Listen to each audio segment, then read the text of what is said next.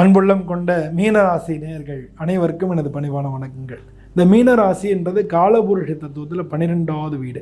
இந்த ராசிக்கு அதிபதி குரு பகவான். இந்த ராசியில தான் பூரட்டாதி, உத்திரட்டாதி, ரேவதி அப்படின்னு சொல்லி 3 ஜாம்பவான்களுடைய நட்சத்திரம் இருக்கு. இந்த ராசியில தான் சுக்கிரன் உச்சமாகிறார். சொல்லப்போனால் இந்த சனி பயிற்சியும் போது சுக்கிரன் இங்கே தான் இருக்கார். இந்த ராசியில் இருக்க சுக்கிரன் உச்சமாக இருக்கார். சுக்கிரன் மட்டும் கிடையாது, சுக்கிரன், ராகு, சூரியன், சந்திரன், புதன், 6 கிரகம் அந்த வீட்டில் இருக்க போகிறது சனி பயிற்சி ஆகும்போது. ஏற்கனவே இவங்களாம் இருப்பாங்க, அவங்களோட சனி பயிற்சி சேர்ந்துடுறார்.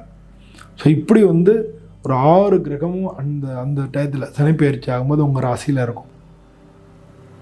ஆனால் 2 வருஷமும் அத்தனை இருக்காதுல்ல, டக்கு டக்குன்னு அது கலைஞ்சு போயிடும். இப்போ இந்த சனி பயிற்சி உங்களுடைய ராசியை பொறுத்தளவில் எந்த மாதிரியான பலன்களை கொடுக்கும் அப்படின்னு பார்க்க போகும்போது, உங்கள் ராசிக்கு 4வது வீட்டில் இருக்கக்கூடிய குரு பகவான் அவர் உங்களுக்கு 12வது வீட்டை பார்க்குறாரு.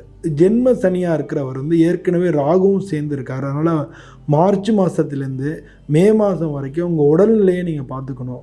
குடும்பத்தில் சண்டை சச்சரவுகள் வராமல் பார்த்துக்கணும். ஏன்னா சனி மாதிரியே ராகு பலன் கொடுப்பார். அந்த ராகுவோட சனியும் சேர்ந்துருக்கார். 7ல் கேது இருக்கார். உங்களுடைய வாழ்க்கை துணை இருக்காங்க இல்லையா, நீங்கள் ஆணாக இருந்தால் மனைவிக்கும், பெண்ணாக இருந்தால் கணவருக்கும் அவருடைய உடல்நிலையில் கோளாறுகள் வரத்துக்கு வாய்ப்புகள் நிறையா இருக்குது. அதை நீங்கள் அவருக்கு உடம்பு சரியில்லைன்னா உடனே காமிச்சு அதை சரி பண்ணிக்கணும். ஆனால் நீங்கள் அதே இந்த 2025 கடைசியில் போயிடுத்து 10ஆம் மாதம் ஆகிடுத்தினாலே உங்களுக்கு குரு 12ஆம் இடத்துலேருந்து, அதாவது 5ஆம் இடத்துலேருந்து உங்களுடைய ராசியை பார்ப்பார். உச்ச குருவாக பார்ப்பார், உங்கள் ராசியாதிபதி. அப்போ சனியை காட்டிலும் உங்களுக்கு மிக நல்ல பலன்கள் நடக்கும். உற்சாகமாக இருக்கும். பல காரிய வெற்றிகள் நடக்கும். அவருடைய பார்வை உங்களுக்கு 9வது வீட்டுக்கு வரணும். வெளிநாடு போகிறதுக்கான வாய்ப்புகள் உங்களுக்கு கிடைக்கும். பல புதிய காரியங்களை செய்கிறதுக்கு நல்லா இருக்கும். புதுசாக இடம், வீடு, வாகனங்கள், வண்டி இதெல்லாம் இடம் வாங்கிறதுக்கு வாய்ப்பு நிறையா இருக்குது. அது மாதிரி ஏன்னா இப்போ 9ஆம் இடம்ன்றது செவ்வாயோட வீடு. இடம் வாங்கிறதுக்கான வாய்ப்புகள் நிறையா இருக்குது. அவருடைய பார்வை 5வது பார்வை அங்கே தான் விழுறது. அது மாதிரி அவருடைய 7வது பார்வையாக அவங்களுக்கு 11வது இடத்தை விழுறது. அதனால் உங்கள் மன விருப்பமான காரியங்கள் எல்லாமே நிறைவேறும்.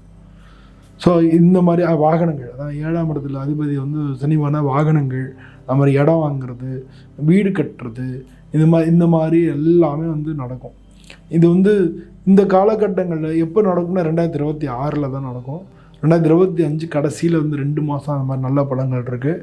அப்புறம் 2026 இது மாதிரி பலன்கள் இருக்குது. அது மாதிரி இந்த மாதிரியான பலன்கள் ஜென்ம குருவாக இருக்கிறவர் செய்வார். ஏன் இதை மாதிரி செய்கிறாருன்னா, இவர் தான் 11ஆம் இடத்துக்கு அதிபதி. விரயஸ்தானத்தில் 11ஆம் வீட்டுக்கும் அதிபதி.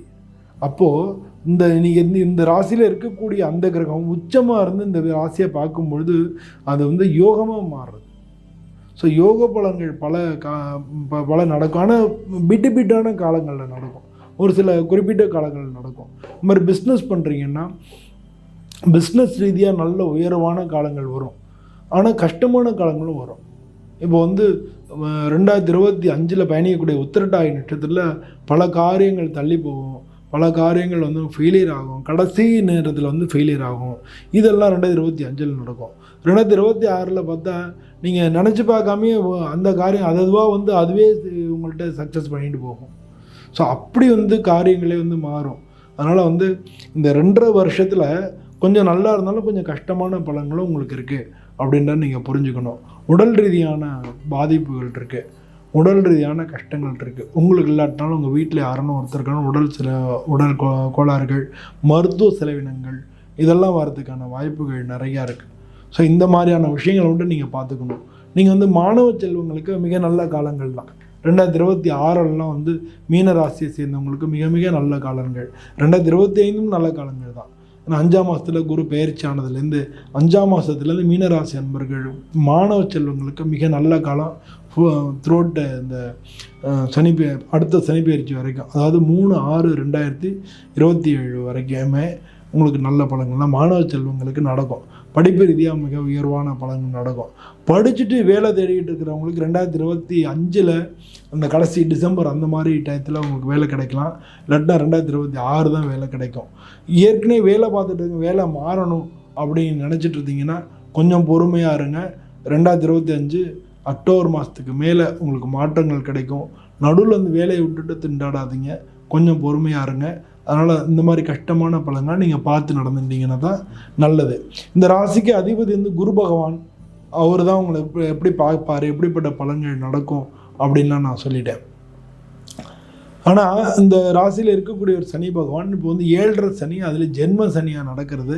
இந்த காலகட்டங்களில் நீங்கள் ஒவ்வொரு சனிக்கிழமைக்கும் நீங்கள் வந்து சிவன் ஆலயத்துக்கு போய் நவக்கிரகங்கள் இருக்கும், நவக்கிரகம் நல்லெண்ணெய் விளக்கு ஊற்றி விளக்கு போட்டு நீங்கள் 9 முறை சுற்றி வரணும்.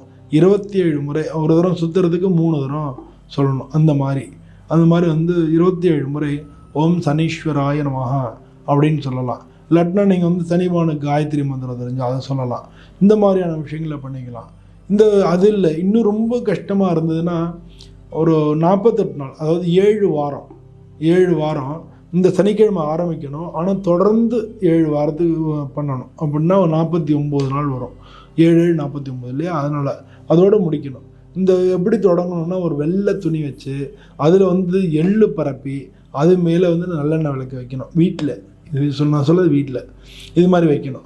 வச்சுட்டு ஏற்றணும். தினமும் அந்த விளக்கை ஏற்றணும். டெய்லி ஈவினிங் ஹவர்ஸில் ஏற்றணும்.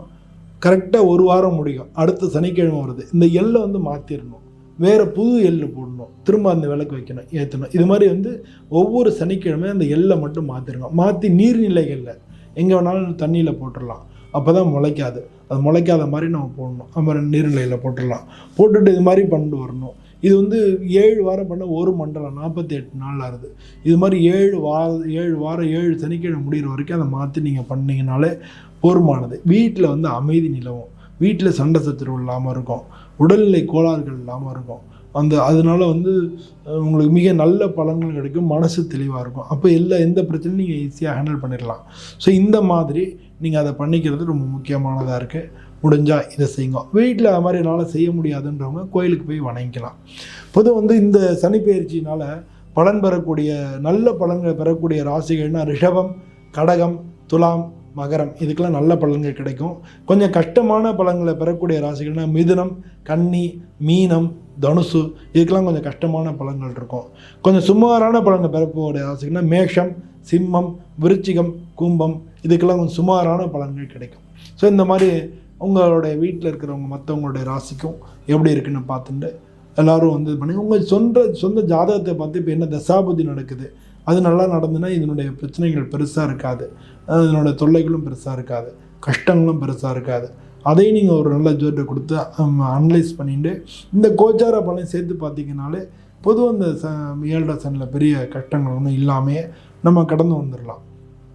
மீனராசி அன்பர்கள் அனைவருக்கும் இந்த சனி பயிற்சி மிக நல்ல பயிற்சியாக இருக்கணும்னு சொல்லி நானும் சுவாமியை பிரார்த்தனை பண்ணிக்கிறேன்.